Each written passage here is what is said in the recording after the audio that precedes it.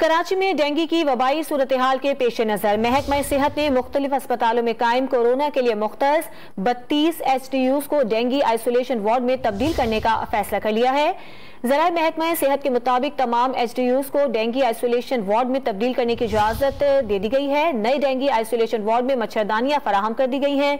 ज़राए के मुताबिक वज़ीर सेहत की हिदायत पर डेंगू के मरीजों को तमाम सहूलतें फराहम करने के अलावा मुतासरा अफराद को प्लेटलेट्स और मेगा यूनिट्स की फराहमी की भी कोशिश की जाएगी।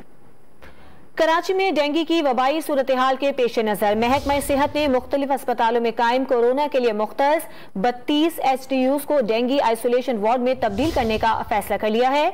ज़राए महकमा सेहत के मुताबिक तमाम HDUs को डेंगू आइसोलेशन वार्ड में तब्दील करने की इजाज़त दे दी गई है। नए डेंगू आइसोलेशन वार्ड में मच्छरदानियां फराहम कर दी गई हैं। ज़राए के मुताबिक वज़ीर सेहत की हिदायत पर डेंगू के मरीजों को तमाम सहूलतें फराहम करने के अलावा मुतासरा अफराद को प्लेटलेट्स और मेगा यूनिट्स की फराहमी की भी कोशिश की जाएगी।